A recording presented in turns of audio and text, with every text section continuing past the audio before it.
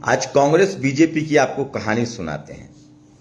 आज दरअसल 7 बार जीते सांसद जो एससी समाज से हैं, जो शेड्यूल कास्ट हैं, वो बीजेपी के सांसद हैं। रमेश नाम है उनका और वो रहने वाले हैं कर्नाटक के। उन्होंने एक सवाल उठाया कि मुझे मंत्री क्यों नहीं बनाया गया। सवाल जायज है। जेपी नड्डा, निर्मला सीतारमण आज तीसरी बार राज्यसभा है, तीसरी बार मंत्री बन गई। स्मृति ईरानी मंत्री बन जाती थी, इस बार तो हार गई। तो उन्होंने सवाल उठाया कि हम सिर्फ वोट देने के लिए है और दक्षिण भारत के लोग इसको वोट नहीं करेंगे। ये उन्होंने सवाल उठाया रमेश। इसको कांग्रेस खबर बना रही है कि देखिए बीजेपी ने दलित सांसद का अपमान कर दिया, मंत्री नहीं बनाया। बिल्कुल ठीक बात है, लेकिन अब बता रहा हूं कांग्रेस की हकीकत।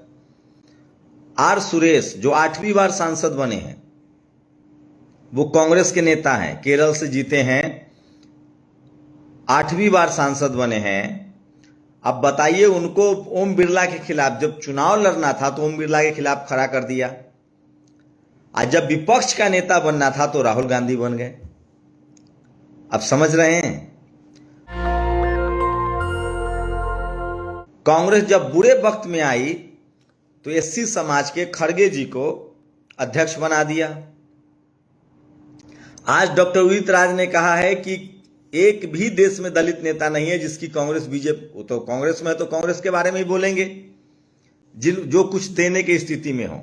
बीजेपी को 15 साल दीजिए, 75 साल मान के चलिए, 75 साल हो गया लोकतंत्र को।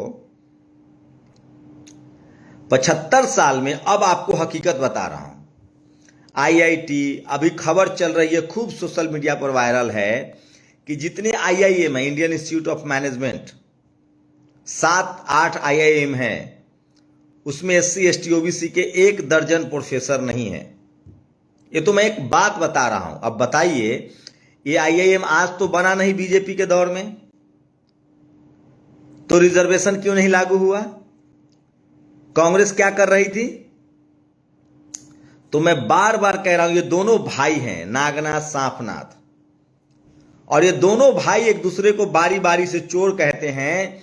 और इस देश का एससी एसटी ओबीसी, अल्पसंख्यक और किसान, जाट गुर्जर पटेल मराठा, इनको वोट देता है और दोनों के आने के बाद राज इन्हीं को करना है। ये तो शुक्र मनाइए कि कांग्रेस ने लगातार 5 साल का आप कार्यकाल छोड़ दीजिए, जिसमें एक मोरारजी देसाई बने, उन्होंने कुछ किया नहीं। जब इंदिरा गांधी सत्ता से बाहर हुई तो जनता दल की सरकार बनी। उस समय चौधरी चरण सिंह को, किसान नेता थे, उनको प्रधानमंत्री बनना था।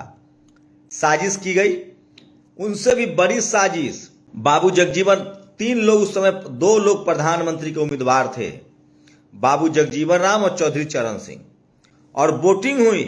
बाबू जगजीवन राम नंबर 1 और चौधरी चरण सिंह नंबर 2 आए, लेकिन इन दोनों को प्रधानमंत्री नहीं बनाया गया, लड़ा दिया गया। और नतीजा हुआ कि एक ब्राह्मण समाज के मोरारजी देसाई गुजरात के प्रधानमंत्री बन गए। उसके बाद उनसे कालेकर कमीशन की रिपोर्ट लागू करने के लिए कहा गया, नहीं किया। और उस समय बीपी सिंह जैसे लोग भी प्रधानमंत्री के उम्मीदवार थे, लेकिन उनको कमीशन में डाल दिया गया। बीपी सिंह को कमीशन में डाल दिया गया और तब उन्होंने मंडल कमीशन की बनाया। यही बात खत्म नहीं हुई, उसके बाद वो सरकार नहीं चली, सरकार गिर गई। राजीव गांधी ने इंदिरा गांधी ने समर्थन वापस लिया, चौधरी चरण सिंह कुछ दिनों के लिए प्रधानमंत्री रहे। उसके बाद एक और मौका आया। उस समय शरद यादव, देवीलाल, ऐसे लोगों को प्रधानमंत्री बनना था, लेकिन उस समय भी बीपी सिंह को प्रधानमंत्री बनाया गया। लेकिन मान्यवर कांसी राम साहब, शरद यादव, लालू यादव जैसे लोग थे, रामविलास पासवान जैसे लोग थे, जिन्होंने मंडल कमीशन को लागू कराया। तो बहुजनों को जो भी मिला उसी बीपी सिंह की सरकार में खासकर ओबीसी को मिला।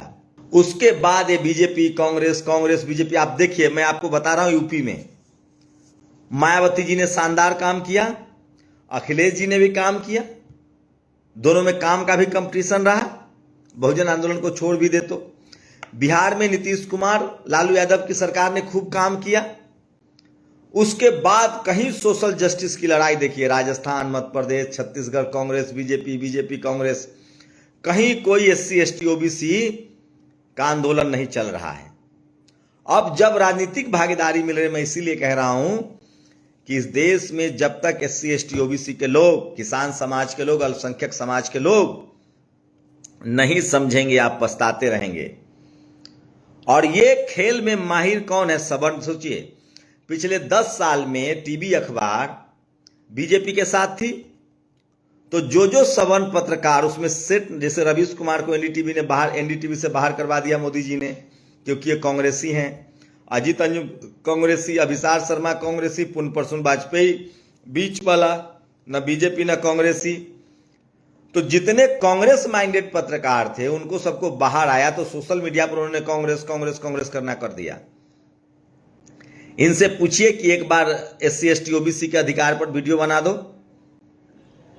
बीएसपी अध्यक्ष की हत्या पर वीडियो बना दो, नहीं बनाएंगे।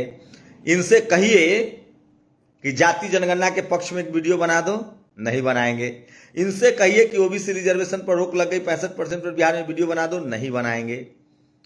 तो यही है कांग्रेस का असली कैरेक्टर और यही है बीजेपी का असली कैरेक्टर। और हम लोग,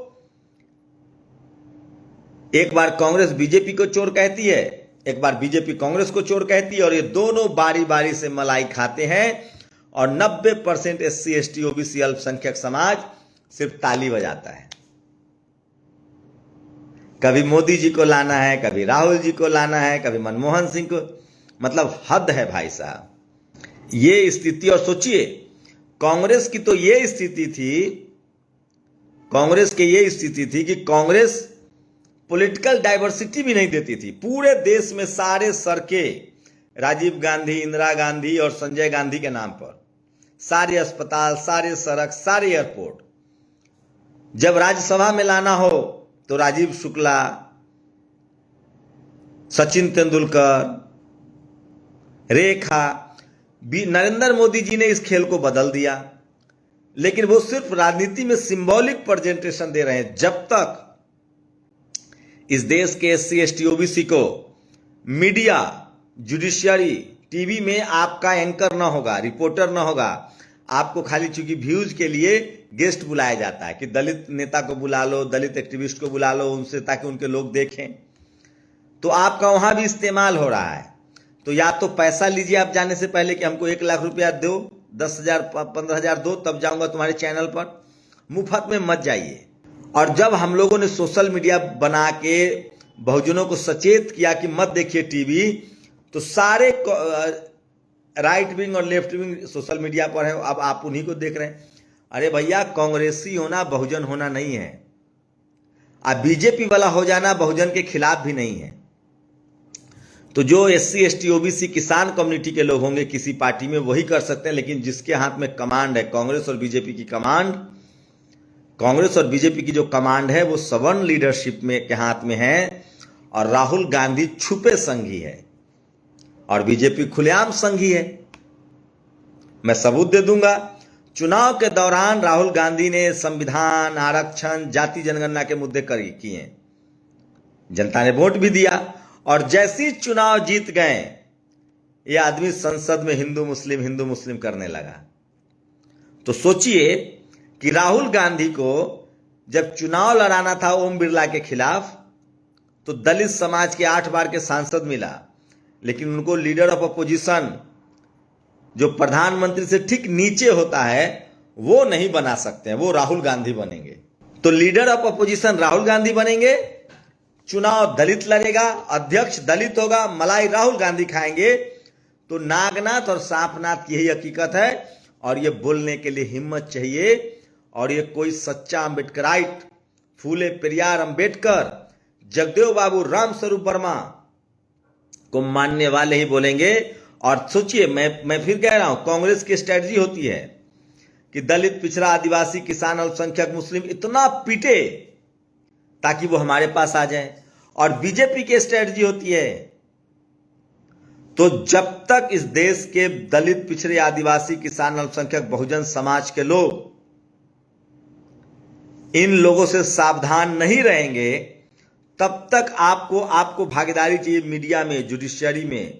कोलिजियम सिस्टम खत्म हो, media, judiciary, college, university, business, sports, cinema, ठेकेदारी में जब तक SC, ST, OBC और किसान, जाट, गुर्जर, पटेल, मराठाओं की भागीदारी नहीं होगी तब तक ये देश मजबूत नहीं बनेगा।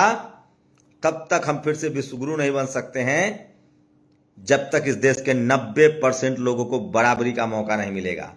लेकिन आज इस देश में 90% लोगों के पास सिर्फ 10 रोटी है खाने के लिए और 10% लोगों के पास 90 रोटी है खाने के लिए, और कांग्रेस, बीजेपी यही व्यवस्था बनाए रखना चाहती है। हमारी कोशिश है कि आपको आगाह किया जाए, और इसमें सबसे बड़ा कांग्रेस 90% पत्रकार कांग्रेस बीजेपी के साथ है क्योंकि वो सत्ता में है, और 10% सवर्ण पत्रकार कांग्रेस के साथ है क्योंकि वो विपक्ष में है। तो बीजेपी कांग्रेस बीजेपी से सावधान रहिए। आज जो बहुजन इस बात को नहीं बोलता है वो समझिए कि अपने जुगाड़ में है। शुक्रिया। नेशनल दस्तक की आपसे गुजारिश है कि अगर इसको बचाना चाहते हैं तो नेशनल दस्तक को सब्सक्राइब करने के लिए रेड कलर के सब्सक्राइब बटन को दबाएं, फिर बेल आइकन की घंटी दबाएं। नेशनल दस्तक को बचाने के लिए बहुत जरूरी है कि हर खबर को शेयर करें, लाइक करें, कमेंट जरूर करें।